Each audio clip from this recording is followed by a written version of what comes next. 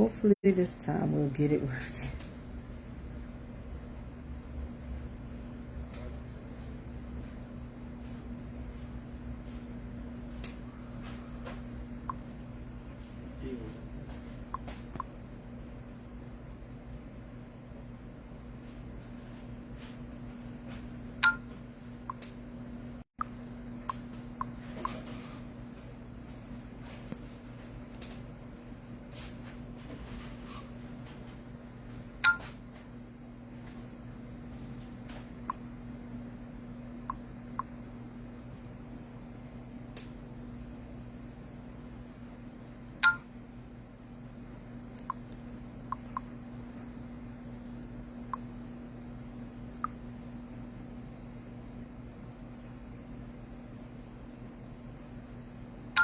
Hey, Sean. Let's see. Who else do we have here?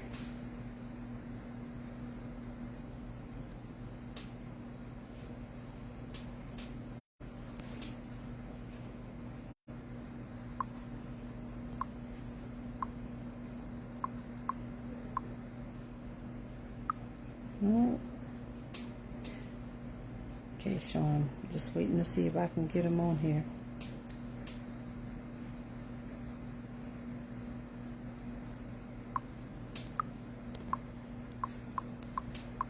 See if it works.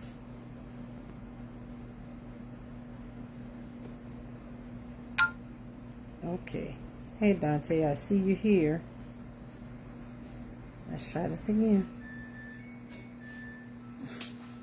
Okay, Dante, you should be getting it now.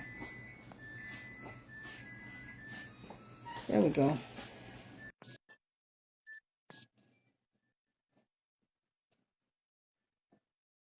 Machine.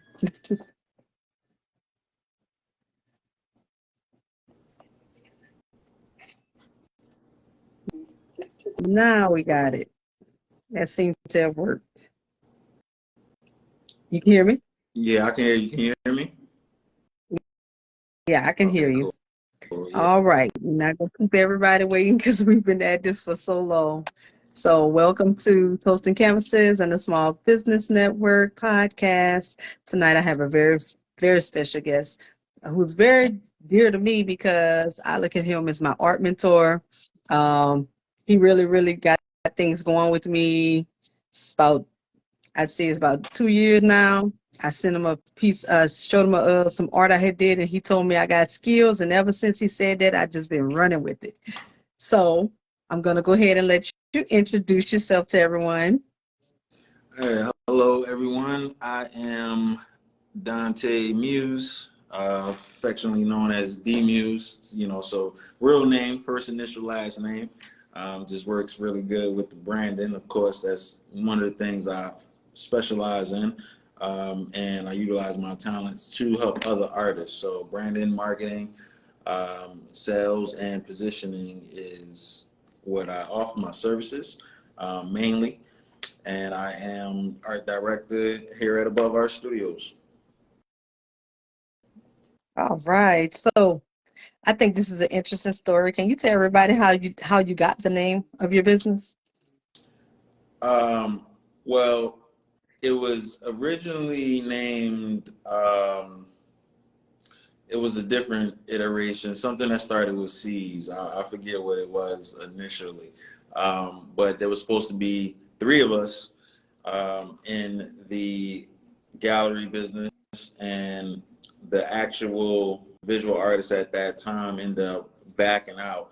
I was supposed to be handling the more of the business side of the business, and that one partner that was the artist was going to handle all of the art and the exhibition schedules and all of that, and then my other partner was supposed to handle music.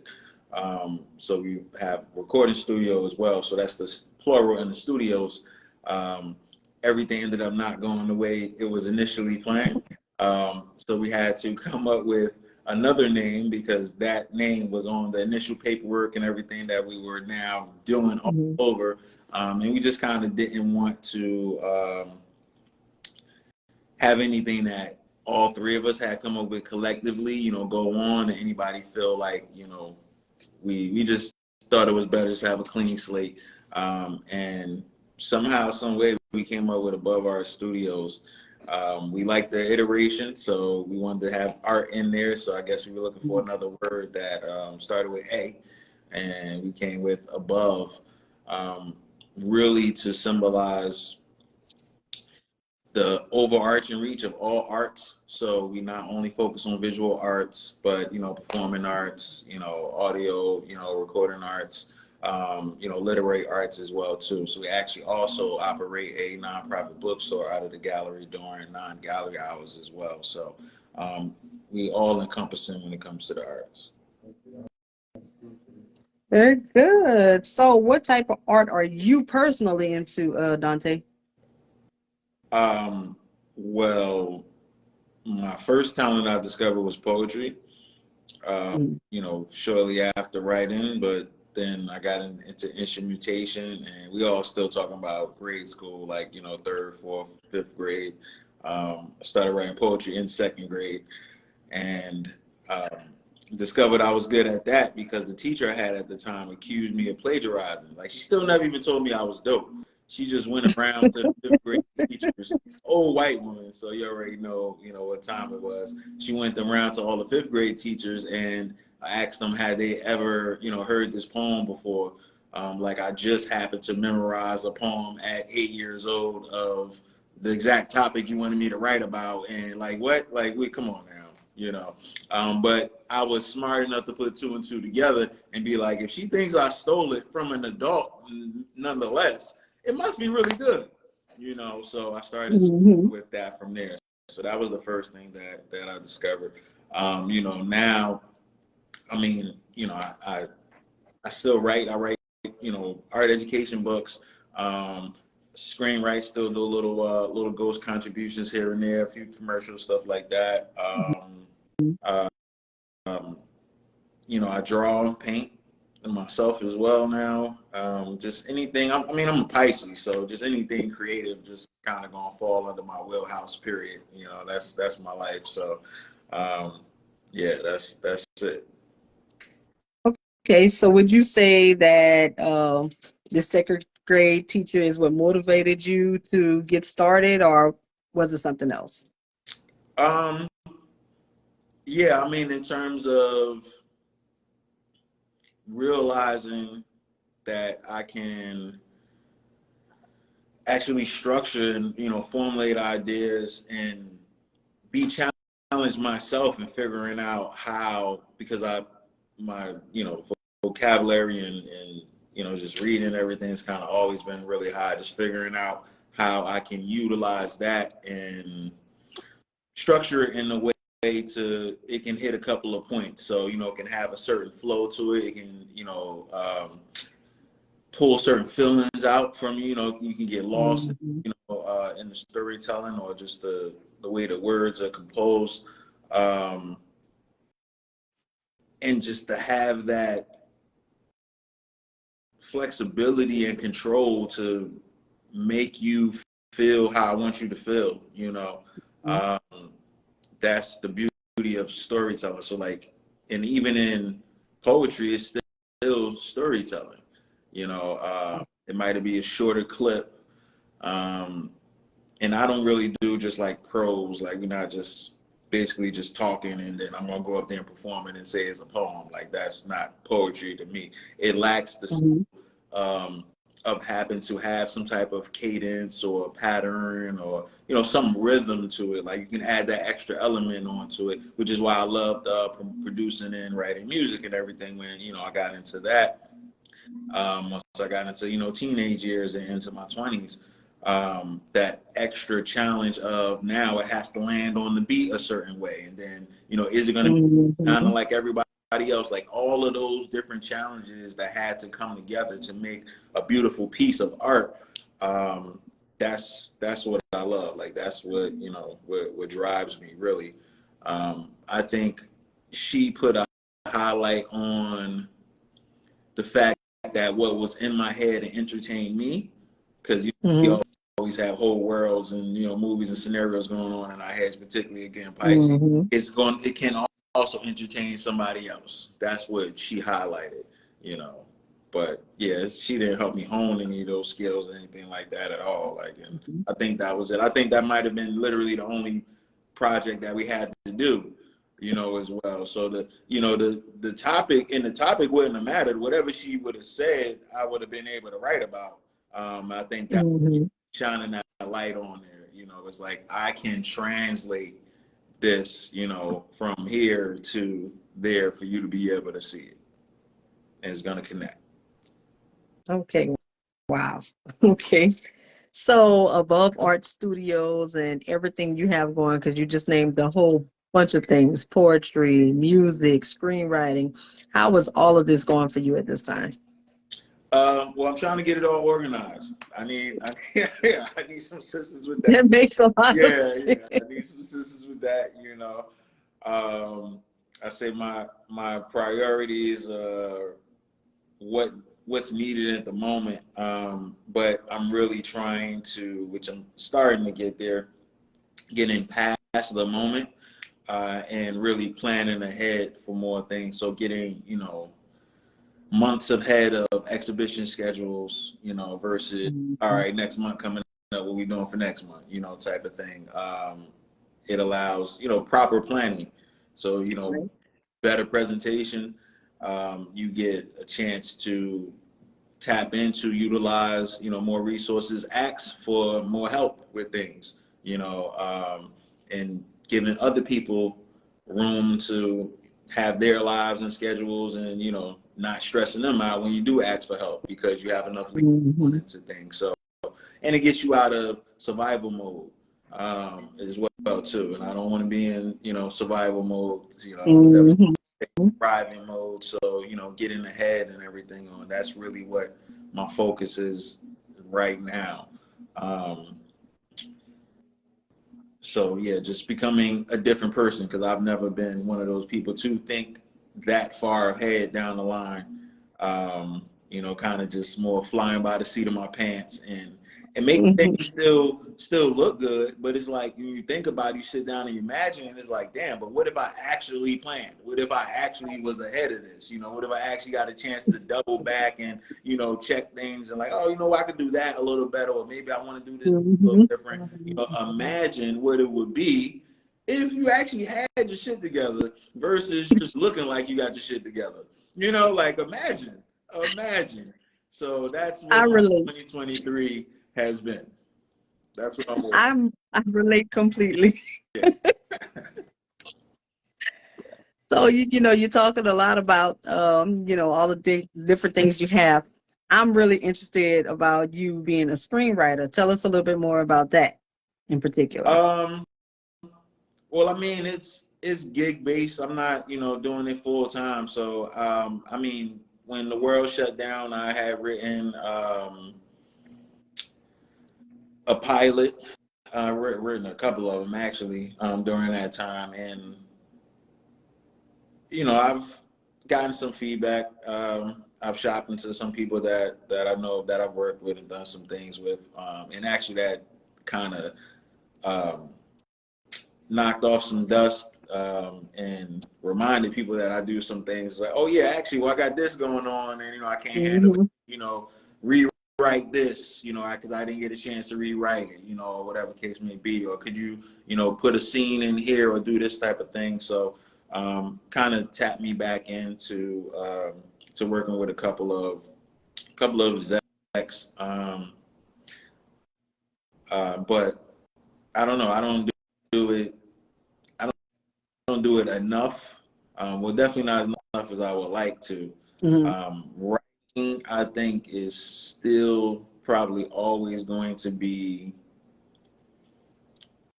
kind of like my first love talent, you know. Hmm. Um, and that's whether it's poetry or stories or scripts or plays or anything. Um, I think it's both therapeutic for me and challenging to me, and rewarding as well. I like seeing finished work. I like looking and I did that. So that's kind of the same. Hmm. Find myself enjoying, carpentry and building stuff, which, you know, I hadn't realized. I like sitting back and be like, yeah, you know, I did that. Like, you know, Mm-hmm. my, you know, my pieces when I finish, and I like looking back and be like, yeah, you know. So I don't know. I just get satisfaction out of finishing stuff. Mm-hmm. So, and I'm also moody. So I might be in the mood to do this one time, and then I'm no longer in the mood to do that. I might be in the mood to do this. Like when I was writing when everything shut down, I wrote 4 episodes, you know, 30-minute episodes, and I was pretty much writing them like every other night, you know, kind of just going through Mm-hmm. my, I was in that cycle, in that mood. And I know how I am. I'm going to kind of burn out, you know, on this, be tired of that. And then I'm like, all right, well, what am I doing now? Okay, now I'm writing a bunch of poems now. Or now, you know, coming up with a concept for, you know, an exhibition. Or now, because I do so many things on the administrative end, now I'm putting together an event or putting together a show or something like that and showcasing somebody else or doing something, or a workshop or anything. So in all of those things, I'm creating, because even putting together what material I'm gonna cover in the workshop is creating, you know, coming up with that curriculum or whatever, you know, or the presentation slides or anything. So as long as I'm creating, I'm in my bag. I just move it around to what I feel like creating now. I got all these things I can do, and I kind of just keep rotating around and doing them. But I don't know what happened 2 nights ago. I wrote like a third of a new book, like out of nowhere. I don't know where it came from, but yeah, I was up, you know, started like at 11, went to bed at 7 a.m., just was going in like, yeah, I did like 18 pages. I don't know where it was coming, it was just pouring, and I just kept going. Like I literally had to make myself go to sleep. Like, all right, bro, go to sleep. You got a meeting in 3 hours. Mm-hmm. Probably need a nap Right. before the meeting. Right. You might be all right now, but if you don't go to sleep, you're gonna be done when that comes. So Burnt out. get a nap, whatever, you know. So, you know, and that's part of learning yourself. I've become, you know, very self-aware and learning myself, and I know how I move in different cycles. I wish I was in, you know, more in tune with celestial cycles and everything like that, so I could kind of get it more down. But I know when I'm in that zone, I need to go and get everything out, you know, why I got it. Mm-hmm. Might not hit that again for another month, but when I do, again, it's like that, and people are like, oh, how you do this so fast? It's like, I can't say it was fast. Like I might have thought about, you know, what I was gonna write for a month or two in my head, you Mm-hmm. know, and then not so much like Jay-Z, like he actually writes everything in there, but I'll have like an outline or whatever, and then when I go to actually do it, it just comes like that, because Mm-hmm. most of it is already done. Most of it is already done, you know. Um, so yeah, that's kind of the way I operate. I'm beginning to think that's just kind of all artsy people, because I can definitely relate. That's definitely my mind all day, every day. So, well, when we finish, can you drop your contact information in the comments section? Definitely. But in the meantime, you can go ahead and tell everybody how they can find you. Yeah, so I'm everywhere at I am the Muse. It's my first initial last name. You can visit that website as well, imdmuse.com, and I'll make sure I put that in the comment section too. You know, and for anybody that's gonna be catching the playback, I don't know if they're gonna be able to see that in the comments, but we'll drop Hmm. it down in there underneath the post. So, but everywhere I am the Muse, I'm Hmm. definitely more accessible on Instagram. Hmm. Um, yeah, that's probably the most active platform that I'm using right now, even though I need to be, you know, on Facebook more and jumping in these groups and stuff like that. But I'll get to that. I'll get to that. Right now I'm working on like grant proposals and everything like that, and getting better at funding and fundraising, and, you know, getting organizations and corporations involved in things, because, you know, they got bread that they got to spend. So trying to get, Hmm. you know, throw some of that this way. Um, so yeah, I actually got to finish a grant proposal tonight. I got to midnight. So you know, working on some things. So my writing outside of the couple of nights ago has mostly been on writing programming lately to get funding for some projects and different things that I want to do. So yeah, that's what's been going on for the most part lately. All right, I hear you.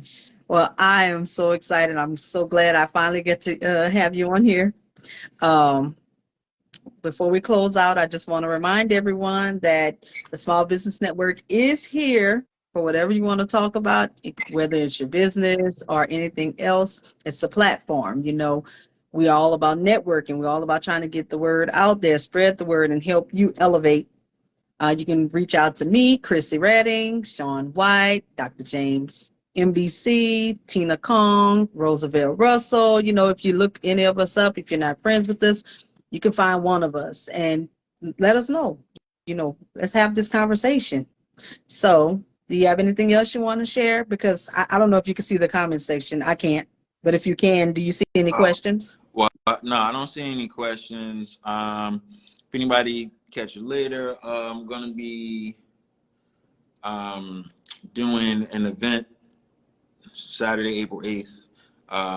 Zimmerly Museum is going to be my guest. A lot of artists don't know how to get in a museum other than, walking in and looking at everybody else's work. Stuff on the wall.